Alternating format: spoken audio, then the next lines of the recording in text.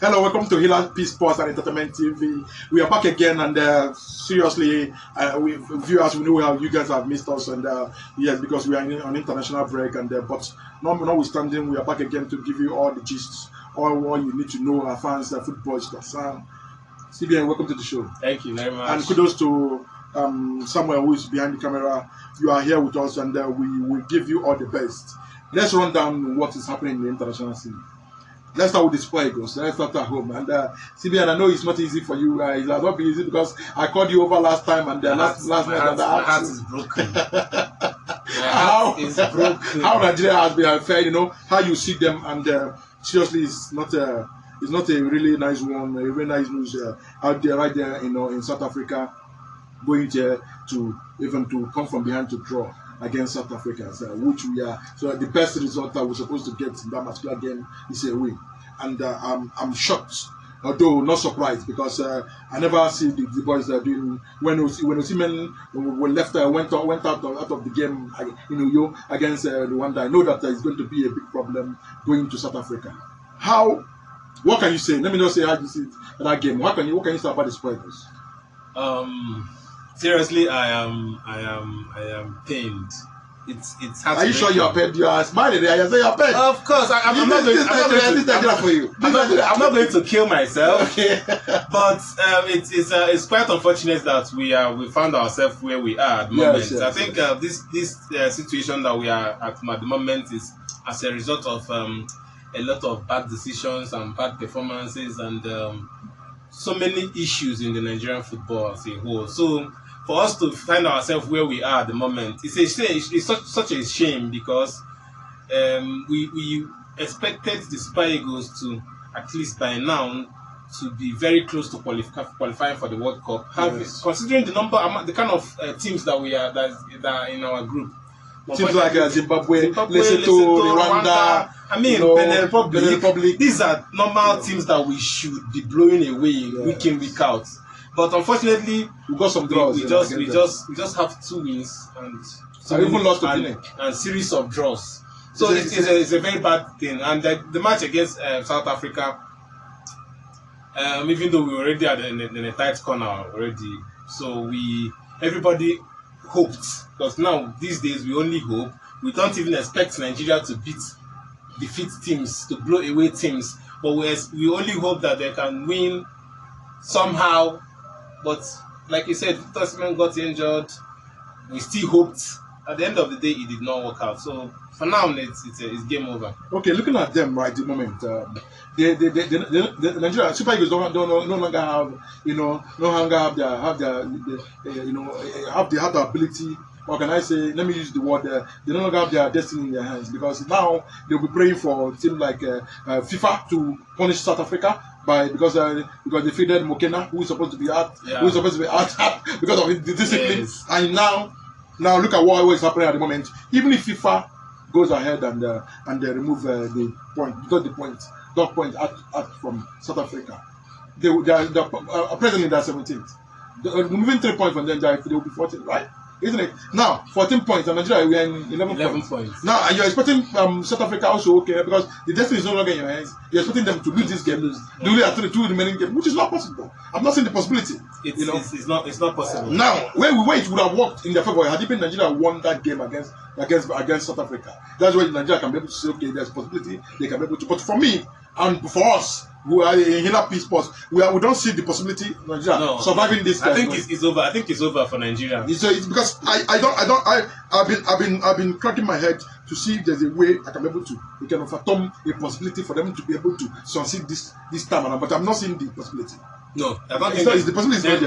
There's no chance anymore. We've given it our. Then are you frowning, or you are supporting the NFF calling out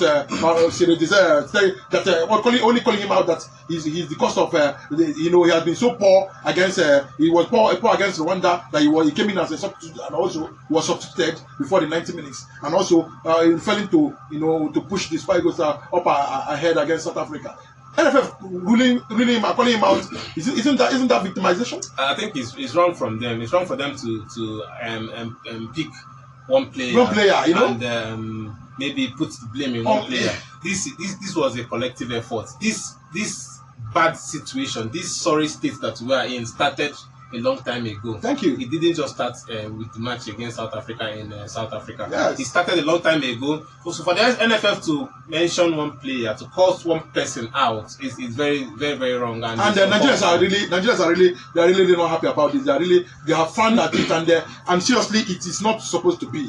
You know, you're making the mentality of the player. It will be like he didn't give his all to this particular. Yeah, that's one problem that we have in these countries. Most of the time, when the team performs badly, we tend to pick somebody. During the last Nations Cup, there were a lot of talks about yes. Hila-P. Yes. People picked on him, calling him out, insulting him, abusing him, and all that. Yes. I think it's very bad for us to do all those things, because when a team goes into the pitch, it's a collective effort. Yes. If they lose, they'll lose collectively. If they win collectively. So I don't think it is right for anybody to pick a player and then put all the blames on him because of what situation that we are in. This whole thing has been ongoing for a long time. Okay, we need to find a way around it. Let me read out the NFF press release, that the statement they made concerning Syria desires. They said it was a frustrating outing in New York, where the striker came on as a substitute, only to be substituted himself. Too slow to latch onto passes, unable to dominate area duels, and offering little spark in attack. You know, all this is uncalled for. This is a team. That's very poor. If you want to criticize, if you want to criticize players, if you want to criticize a player, why not generalize it and say the boys were poor, they could not be able to do anything much to compare. You need to compete. Yes, I know they gave it their all. As players, you have to try and give it all. But we looking at the pitch also. South Africa took us to a pitch that is very boring, very bad pitch. But notwithstanding, you know, there's a mentality that the NFF should have, encourage. You know, you should have just told the boys, okay, you did well, but look at where you guys are supposed to do well, but you couldn't be able to do it. But calling out on Siri might come up tomorrow and tell you I'm no longer. In fact, I'm putting the point, because what you did is really uncalled for me. It's unprofessional. Yeah, it's unprofessional. But let us believe that maybe they can be able to work on themselves and apologize to the player, because he's going back to his Scotland, and his mentality is at stake. Yeah, I think he plays for Rangers. Yes. It's a very poor statement from whoever that approved that statement in NFF. So I think, like you said, the person by now, I'm very sure by now must have looked back and said, no, maybe I shouldn't have said that. So I think what they should do is to call the player and then apologize to him, because he deserves it. The poor performance of Nigeria in that South African game was not as a result of his errors or his inabilities alone. Yes, it was a collective effort. I'm not going to. Nobody should pick one player and then accuse him. It's very bad. Okay. Now there's this scenario that, as it stands, if you look at the crop of top talents in Nigeria, so we have them: Victor Osimhen, Victor Boniface. We have Lukman. We have many of them. We have Ola, we have Bassi. We have Hila-P. You know, since 2018, Nigeria has failed to qualify for the World Cup. And if we cannot be able to qualify this time around, it's going to make it 2 successive years. That is 8 years has gone. Nigeria could not be able to go to the World Cup. Now, imagine adding 4 years to this group of players. Now, in 2030, when Nigeria will be playing for another qualification, players like Osimhen, who used to insist now, will be 31. Lukman will be 32. Ola will be 33. And Bassi will be 30. Do you see them having the energy to be able to carry on during that period? I think that from now to the next 4 years, there are going to be a lot of changes in the squad. I think we have young players that are coming up, yes. And there are current players that are still very young, that maybe by that time they must have gotten to maybe 25, 26, and then they will still be at their peak. But this crop of players, when you look at them, we have a lot of qualities in that squad. When you look at them, you think that these players are good enough to take Nigeria to the World Cup. But it has not happened. Last time out, we were against Ghana. We are nearly there, and then Ghana stopped us. This time around, we are failing again in the hands of South Africa. So it's a very bad record for Nigeria for missing out in 2 World Cup on a stretch is very, very bad and very poor. I think the NFF should go back to the drawing board and do something about it. Oh, now we are somebody. I heard somebody talking about Chido will be of Manchester United if we can be able to be wooed, you know, to be able to join the Spikers, you know, based on look at his age, he's a little, he's still growing. I think he should be 19, he should be 19 or 18 years. I think he's he's a goal poacher. But looking at the goals he has scored, 17 or 18. I think he was. I think 18 now. 18, yeah, 18. He has scored so many goals as a young lad, and you know, many are calling that he should be Victor Osimhen's hair. Do you see Nigeria winning him or him playing for England? England or Denmark? I think he's from Denmark. Okay, based on his. That's where he was. But England can still woo him. Yeah, of course, yes, you are correct. Most of those foreign players that they consider those foreign countries before Nigeria. So he has. But is there any reason why they consider foreign countries? Yes, of course, because of the when you look at the chances of winning big trophies, going to bigger competitions. Do you understand? European championship is a very bigger competition. I think after the World Cup is European championship. So if he plays for England or Denmark, he's already assured that he's going to play in a European championship, and then he's very assured again that he'll be in the World Cup. And not just being there. When you go to the World Cup as an English player or as a Danish player, you look at yourself as somebody that has a chance of getting very far. When you come to Africa, it's not like there's not the same story. In Africa, we have the African Cup of Nations, which is way below the level of European Championship. Yeah. So it is and then again the financial aspect of it again is another important thing to note. And these countries, they value their players and their former players more than the way we value their football association is well managed. Everything is organized, unlike what we have here. So if you were born there, or if you grew up there, and then you have the papers to represent some of these countries, you would always consider them before coming to Nigeria. Yeah. And that is what Mikel Obi was complaining about when it comes to, why if you really want to play for Nigeria, accept us on time, not when you are aging like Tosin Tosin of Chelsea. Because that's what Tosin is at the moment. Yes, Tosin is just waiting for Nigeria to qualify for the World Cup before he now show his commitment that if England doesn't call him because his priority is England. It's England. But England have overlooked him for years. Because I don't see Thomas Tuchel taking over. But let's see. Viewers, you have heard us, and we believe that Nigeria, as it stands, Nigeria to qualify for the World Cup is dicey. In fact, we are in a dicey. Unless there's a miracle that will happen for Nigeria to be able to do it, but we're not seeing the possibility, because South Africa, even if they are docked 3 points, they will be a point ahead of Nigeria, even if we win our next matches, and even if, unless they lose it, their remaining 2 matches, which we don't see the possibility before they can be able to, we can be able to say, okay, we are going to escape, going to the World Cup. But now, as it stands now, we have only 2 African countries who have qualified: Morocco and Tunisia. And they are all not Africans. the Northern African countries, they are doing very, very well in this qualification, unlike previous qualifications. Yes. Now we see Morocco and Tunisia already qualified. Egypt, definitely they are going to qualify. Algeria will qualify from the look of things. And then when you look at I think Libya, they are doing well as well. So this period, the North African countries, they are really doing well.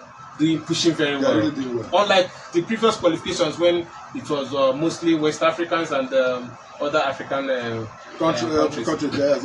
It's a very dicey one for West Africans. Ghana is also struggling, and I think I believe Ghana is struggling. Cameroon is struggling. Senegal has not been finding it very easy as well. There are a lot of competitions now. Yes. The problem now for we Nigerians is that Nigeria is not even competing.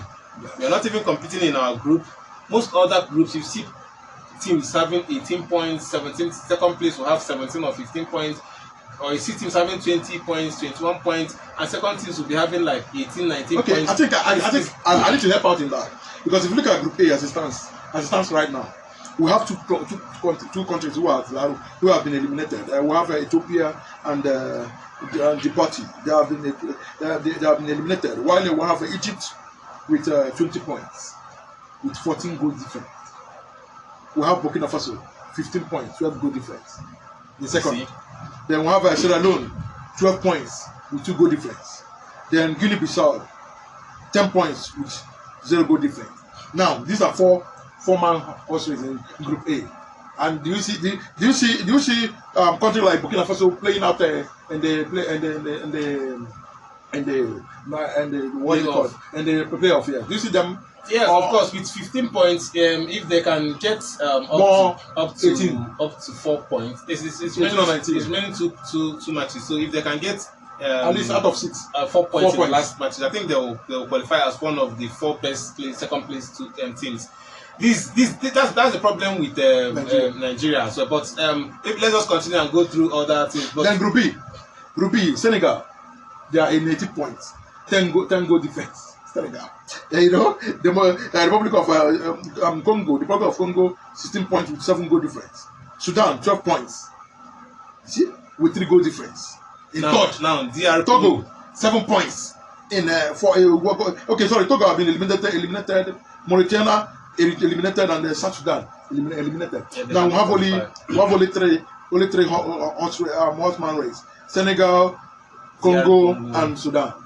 Now I think DR Congo will finish because they are actually fighting for the top team for the first position. Yes. So definitely they will finish as among the second best players, second best teams. Yes. So it's very clear because with their 16 points.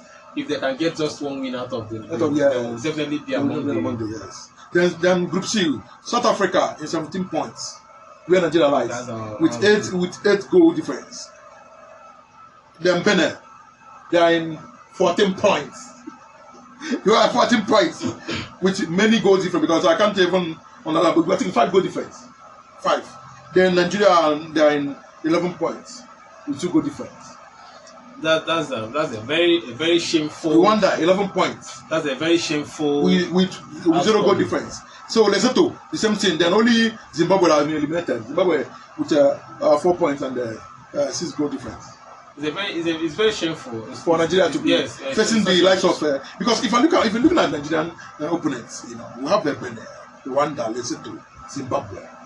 You know, we losing to this, or drawing and losing to this. Because the last game Nigeria had before Rwanda, that's the last international break. I think that was against Lesotho or Zimbabwe. Is it Lesotho or Zimbabwe that we drew? It was that means Zimbabwe. That means draw that it was a mistake from our captain. You know, to second, who also scored an own goal against South Africa. I don't know, because for me, many are calling why must Eric Chelle, you know, start the big man in the defense. He has lost a lot of form. If you remember during the last Nations Cup, he was outstanding. He just carried Nigeria. But that was many years ago. Yeah, I think 2 years ago. Was it 2 years ago? Last year? 2 years ago. 2 years ago. I think it was last. This Nations Cup was played last year. 2023. It was 2 years ago.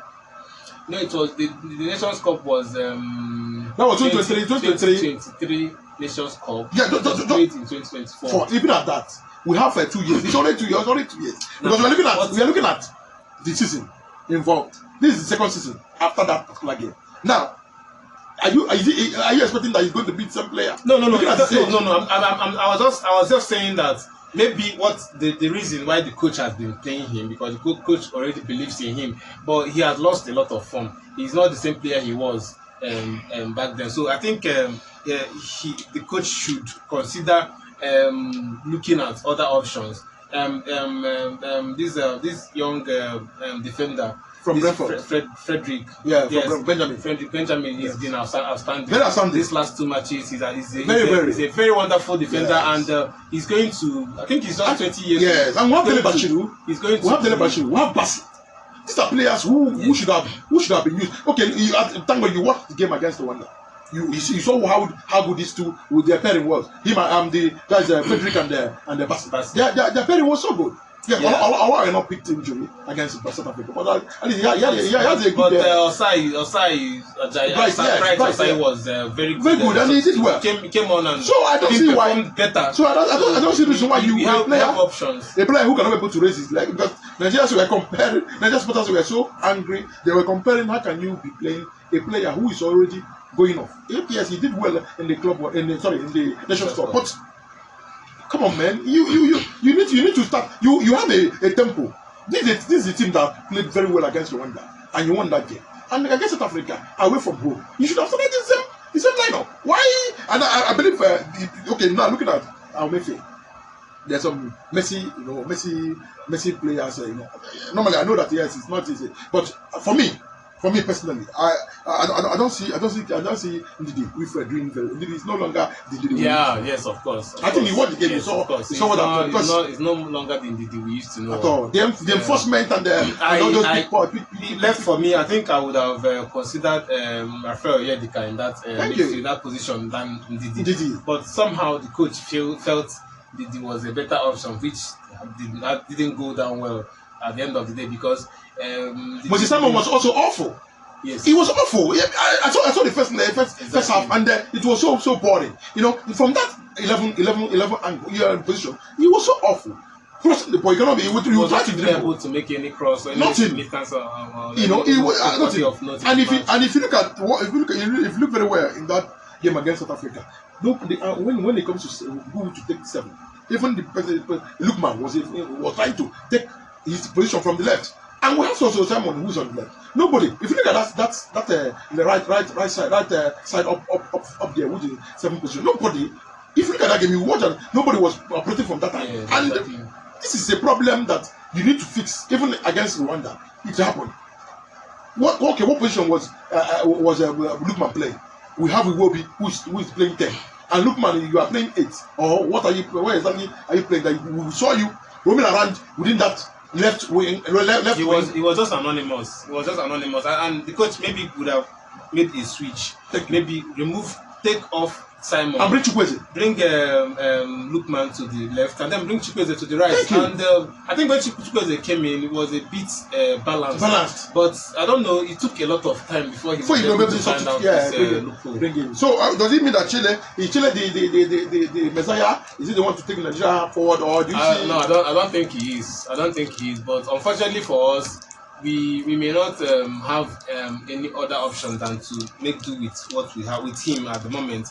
Because as it stands now, the team is out of the World Cup qualification. Yes. Then it's the Nations Cup. Maybe after the Nations Cup, we can now come back and say, okay, how did he fare? Are we going to continue with him or let him go? Okay. The team that has qualified so far, the host nation will have a USA, Canada, and Mexico. These are the host nations.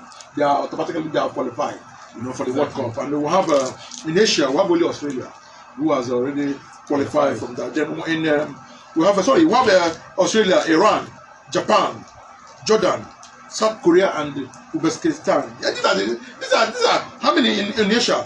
1, 2, 3, 4, 5, 6 nations are qualified from Asian country. Then we have Oceania, only New Zealand are qualified from Australia. Yes. Then South America, we have Argentina, Brazil, Ecuador, Uruguay, Colombia, and Paraguay. From South America. Normal participant. While Africa will have Morocco and Tunisia. Do you see Africa going far in the next World Cup? Based on how we are seeing. Apart from Morocco, I don't think there's any other person that has the. What if Egypt and Nigeria go through? The only people I can actually count on now to go through is Morocco. And because they did well last time. Yes, and they are still doing well. They have played over 15 matches, and they've won them all. Their last 15 matches, they've won them all. So Morocco is the only team I can say, okay, yes, they have their qualities, they have the coach, the players, and the cohesion. I mean, they are very good at the moment. They can go all the way. Thank you right there, TBN. And our viewers, you have heard what we have discussed, and this is why we need to, let us hear from you. Let's know what you are going to say about Nigeria. Is there possibility for them to be able to qualify for the World Cup? Is there any hope? Because based on what my colleague has said, we don't see any hope, but we pray, because as far as we are alive, we pray there should be hope. But as it stands, their destiny is no longer in their hands. In fact, it's only they have to pray, or the destiny should smile on them, and South Africa being docked. Because if FIFA cannot be able to smile on Nigerians on their side, I don't see the possibility of Nigeria, succeeding. Because it stands now without any fear. South Africa are leading with that group with 17 points as it stands, while Nigeria are lagging behind in third. So the possibility for Nigeria to succeed, to survive this time around is very slim, very, very slim. But let's see how it goes. This is football, anything can happen. See you in the next episode. Thank you.